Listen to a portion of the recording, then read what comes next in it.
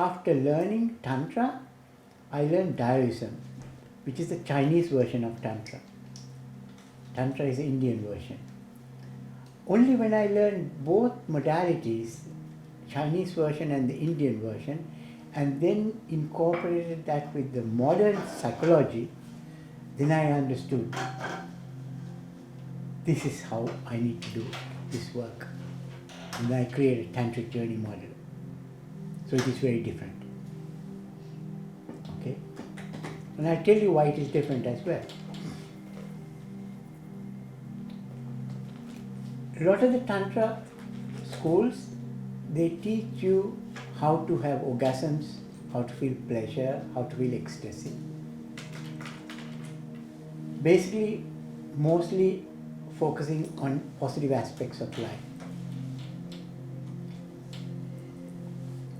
I teach completely opposite to that.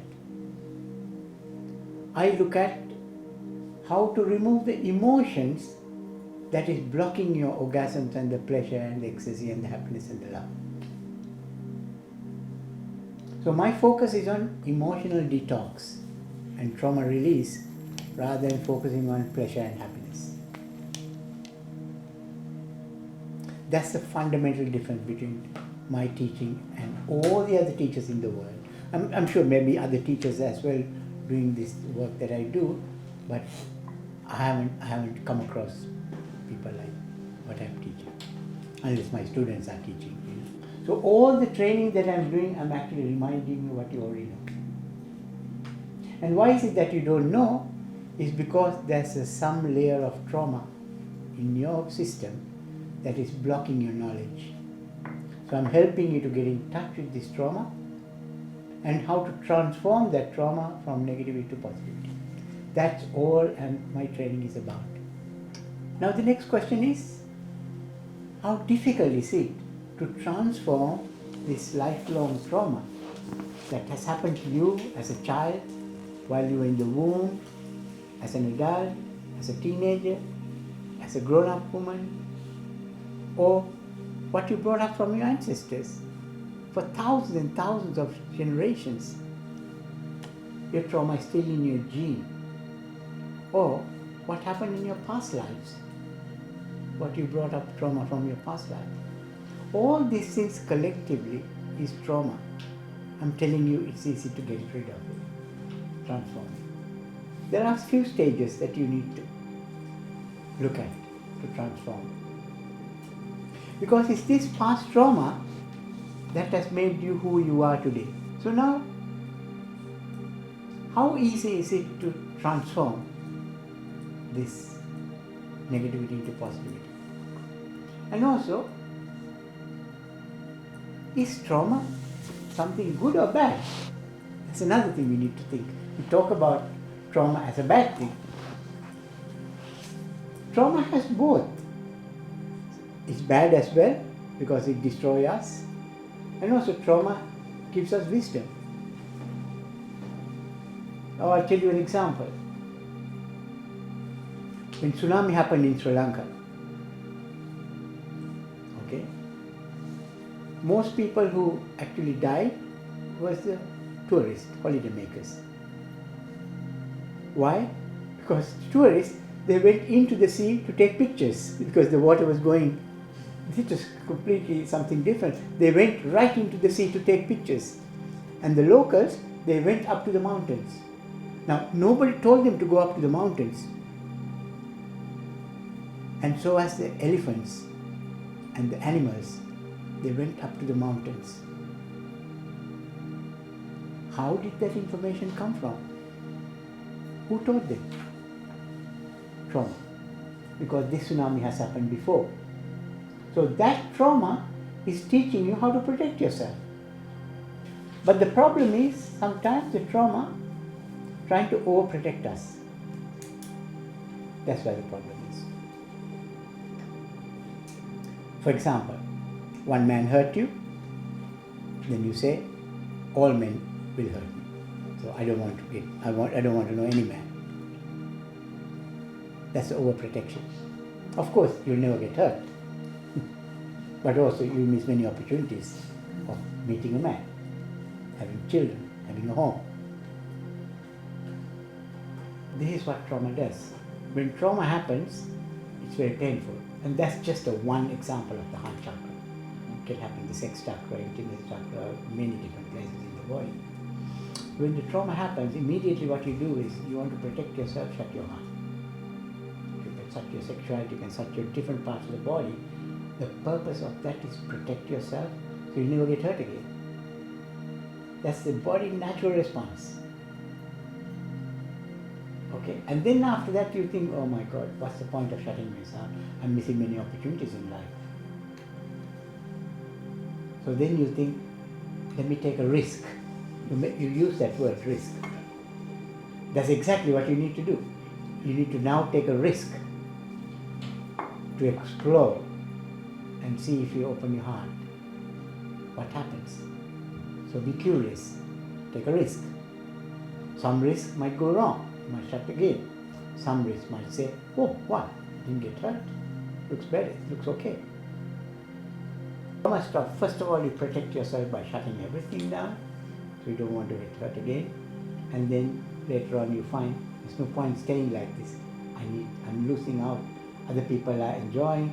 I'm different, so I need to take a risk and see whether I can take a risk and see. So yes, in life you need to take a risk. When you take a risk, then you will see some might work. If it works, it's good. If it doesn't work, it's also good because then you know what you can learn from that.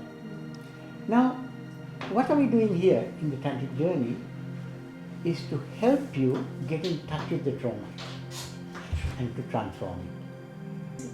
The steps that you need to take to transform trauma into positivity. First, you need to feel it. You need to feel the trauma impact. That means you are fearful, you're ashamed, you're guilty, you're angry, you're sad, you're lonely. Whatever the different emotions that you're feeling, you need to access that.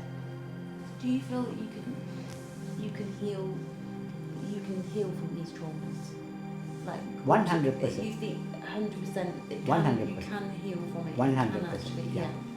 And I tell you the process, very simple. Yeah. First thing is to feel it. Second thing is to multiply that feeling by 10-fold, 100-fold, 1,000-fold. Feel that feeling in your entire body. If you're angry, be angry as if never done before. Okay? Take one emotion at a time if you want, by yourself. This process. First feel it, then multiply that feeling and feel it in the whole body. And then how you transform this feeling is very simple. There are 3 keys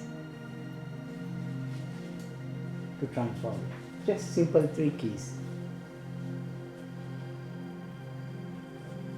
You might even wonder, why are you here if it's so simple?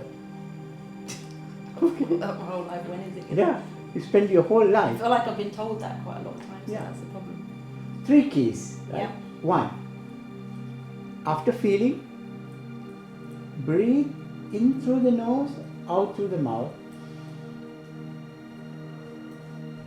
into this particular feeling that you're feeling. Breathe. In through the nose, out through the mouth. That's the first key.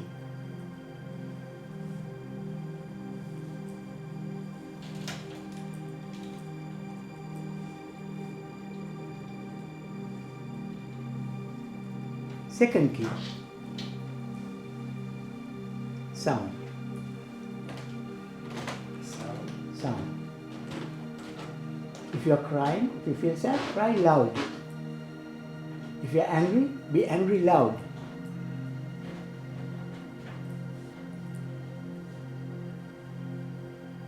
Whatever the emotion that you feel, give a voice to it.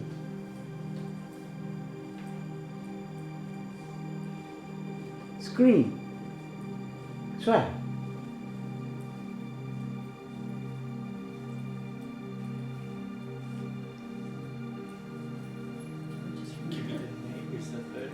Sorry? The third one is give it a name. No. Label it. There's no That's First second. one is the breath. Second one is the sound. Sound. Third one, okay,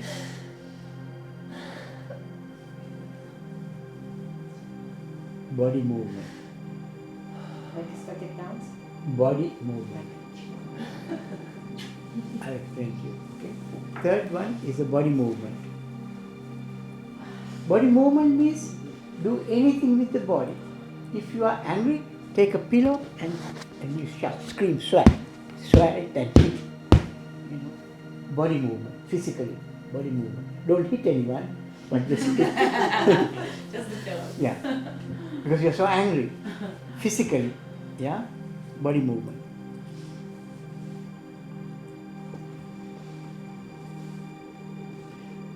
Simple 3 keys. The trauma get transformed into positivity. Can you give a few more examples of body movement? Because anger is easy. So 3 keys, simple as that. Yet it's going to be difficult. I'll tell you why it is difficult. Because you are fear of facing your own trauma. Because when I say you're getting in touch with your emotions, these very emotions came because of the event that happened in the past, the very event that you never want to remember, that you buried. What I'm telling you is to get in touch with the trauma and feel it. So that is why you don't want to breathe and make sound and move the body movement, fear of getting in touch with the trauma. Breath, sound, body movement, the 3 keys. These 3 keys are the most important thing with our work. Window of tolerance. You need to keep them inside the window of tolerance. Now what happens when you go outside the window of tolerance? Normally because of our ego. Okay, we do things more than what they want. So it's very important to find out the problem, not to assume what the problem is. Okay? So what happens when somebody goes over the window of tolerance? What happens to the person? There are 4 trauma responses.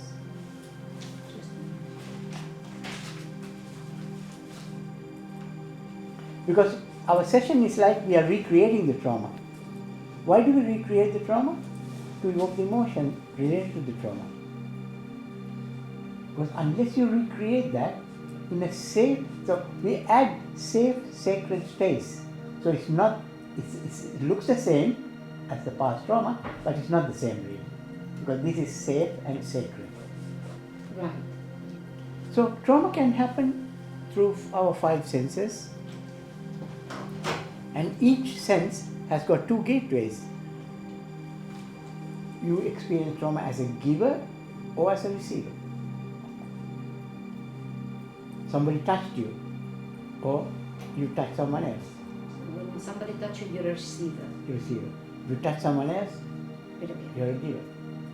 You are forced to touch someone else, or you are forced to touch you. So trauma happens 2 gateways in each sense. So there are 5 gateways trauma can enter your body. So if someone forces you to touch yourself, that means you're a receiver and a giver in the same too? Yes, yeah. Ah. Okay. So you need to look at it. There are 5 senses trauma can enter your body, and each sense has got 2 gates. You act as a giver, as a receiver. So there are 10 gateways trauma can enter your body. This can happen in your life, past life, your ancestors' life, and it's in your gene. Okay. So now when trauma happens, what are people going to do? One is to run away. Okay. That's the trauma. Yeah. One is to run away. Whenever there's a trauma happen, you're going to run away. But if you can't run away, there's another way you can do it, fight. Fight or flight. There are 2 normal trauma responses. Fight or flight.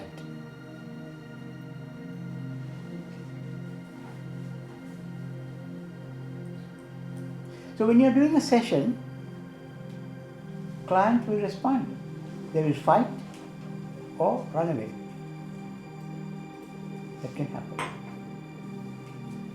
So you don't necessarily need to know anything about their trauma, just you can just feel. No, you need to know. You do That's need- why we do the So consultation. you do the consultation. To You do the see- consultation, Okay. so you know, understand where they are, Yeah. and from there, they'll only tell you 5% anyway. Yeah. 95% they Yeah. themselves don't know, Yeah. or they don't want to tell you because they can't trust you, Yeah. Oh, the shame. or they're ashamed. Yeah. So, but with the little 5%, you start working. Yeah. Okay.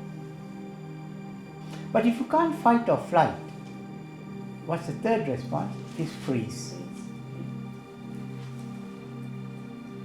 Now, as a massage therapist, you'll find a lot of the time your clients will freeze. This is a very dangerous place. What happens when the person freezes? They can't talk, they can't tell you to stop. Above that, they've withdrawn their consent, written consent they have given you, or the verbal consent. Now from that time onwards, you are doing something against their consent. And from that time onward, they feel you are abusing them. You understand? And as a practitioner, you need to be careful of the freeze response and the befriend response. If a woman asks for more than what she has signed, never do it.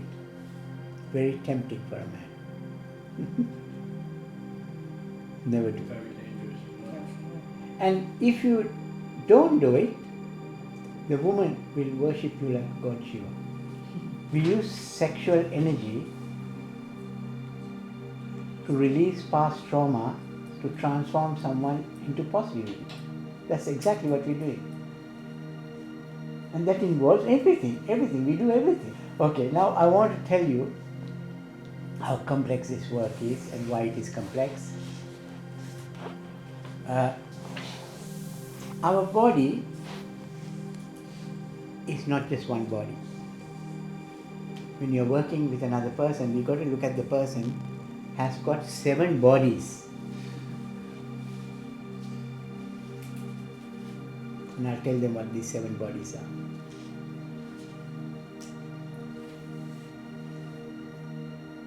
Say, you are a masculine and a feminine body. I need to acknowledge that. You are a man and a woman both.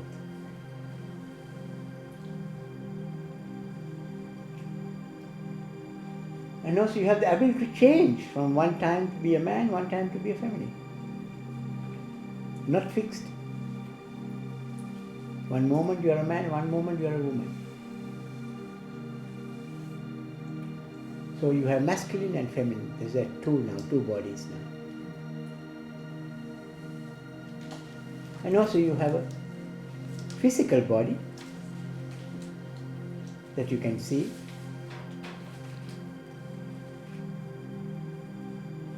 So you see how tall you are, your color and your size, that's a physical body. And behind that body you have an emotional body, which is joyful or sad or angry, combination of many different emotions. You have an emotional body.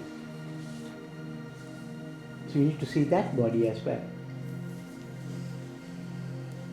And then behind that emotional body, you have a spiritual body. You need to see that spiritual body as well. So we have 5 bodies already now.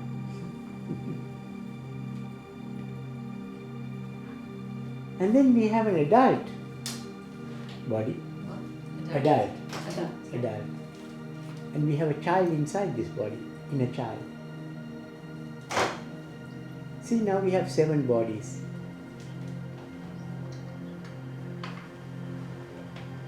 So when you're doing a session, you're not doing with one body. 7. You're doing with 7 different bodies. And you need to watch the 7 bodies. Where are they in the trauma response? Are they frozen? Are they befriend? Are they running away? Are they fighting? And also these 7 bodies keep changing all the time. Masculine to feminine, adult to child. That's why this work is very complex. When you are subject to trauma, you hold on to the breath because you are scared of facing the fear, facing the trauma. And what we are trying to do is we are evoking. Everything that I'm going to teach you is to evoke trauma. So when you evoke trauma, what should happen is they need to breathe to release, but what they do is they hold on to the breath. So even though that I tell you it's so simple, this work, just breathe, sound, body movement, it all goes away. It's not that simple. It's not that simple. Because your fear of facing the trauma is so powerful, so therefore you do not want to breathe. So that's why we breathe with the client's rhythm, okay? And then after a while, we become, two people become one, we breathe together, and suddenly if you stop breathing, we take a deep breath. Like that, then she start breathing again. I'm not teaching you anybody to be myself, to be me. I'm teaching you to be you. Learn everything from me and create that thing you. That's why I didn't want to copy any of my masters. I learned from the greatest masters in the world. I'm not copying anybody. I learned little bits and pieces from everyone. I became myself. I created my own thing. And nobody can be me. There's only one mark on this planet. There's no two marks.